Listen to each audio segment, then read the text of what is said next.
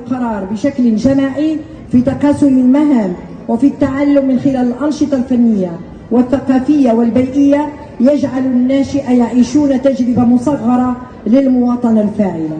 ومن هنا فإن دور الأطر التربوية يظل محوريا في مرافق الأطفال والشباب وتوجيههم نحو استيعاب معاني المواطنة المرتبطة بالكرامة بالمسؤولية وبخدمة الصالح العام.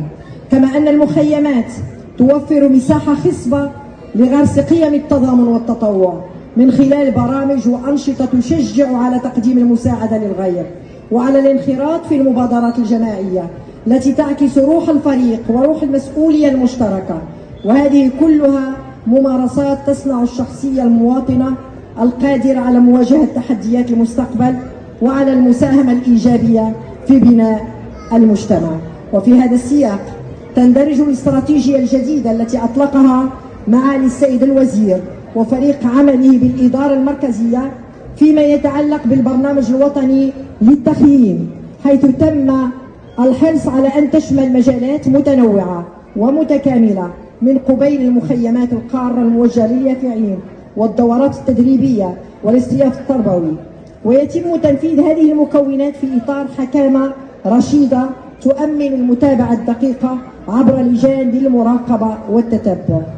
وتغطي محاور البرنامج الوطني للتخييم مجموعة من المجالات الحيوية تشمل الصحة والبيئة والحقوق والمواطنة والأنشطة البدنية والأنشطة الرقمية والموروث الثقافي والسياحة والريادة والابتكار والتطوع والأنشطة الفنية، وهو ما يجعل البرنامج أكثر شمولية وقدرة على تلبية حاجيات الأطفال واليافعين بمختلف اهتماماتهم وتطلعاتهم.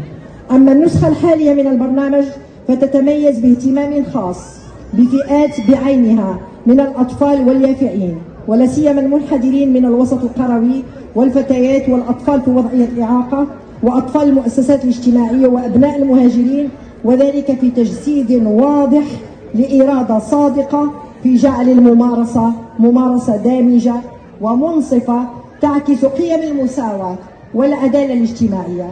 كما تحرص المخيمات على توفير خدمات استقبال قائمة على شروط مثلى تراعي الصحة والسلامة، بما يجعل من تجربة التخييم محطة متكاملة ذات بعد تربوي عميق تساهم في تنمية الناشئة وترسيخ قيم المواطنة لديهم.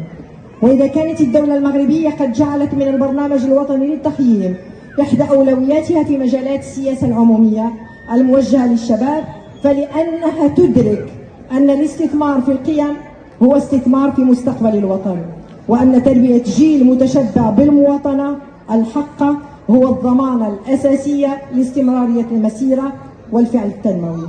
وفي هذا السياق تظل شراكة مختلف الفاعلين من قطاعات حكومية وجماعات ترابية وجمعيات كالجامعة الوطنية للتخييم كشريك استراتيجي أداة رئيسية لضمان نجاح المخيمات. إننا ونحن نحتفل بهذه الذكريات الوطنية المجيدة مدعوون إلى استلهام روحها في تربية الناشئة على التشبث بالثوابت الوطنية ولجعل المواطنة ممارسة يومية تترجم في احترام القانون، في المشاركة في الحياة العامة، وفي الإيمان بقدرة الوطن على التقدم بفضل أبنائها. إن المخيمات بهذا المعنى ليست مجرد محطة صيفية للترفيه، بل هي مدرسة للحياة ومجال لغرس قيم وطنية وإنسانية تبني شخصية متوازنة قادرة على الانفتاح وعلى الإسهام في خدمة الصالح العام. وبهذه المناسبة أجدد شكري العميق لكل الأطر التربوية ولكل الشركاء والفاعلين على ما يبذلونه من جهود لإنجاح هذا البرنامج وعلى ما يقدمونه من تضحيات لتأمين فضاءات آمنة ومفيدة لأطفالنا وشبابنا. كما أؤكد أن قطاع الشباب بجهة الشرق سيظل وفيا لرسالته التربوية وعازما على تطوير هذا البرنامج حتى تظل المخيمات مدرسة حقيقية للمواطنة الفاعلة وفضاء يواكب التحولات ويغرس في ناشئتها حب الوطن وروح المسؤولية والالتزام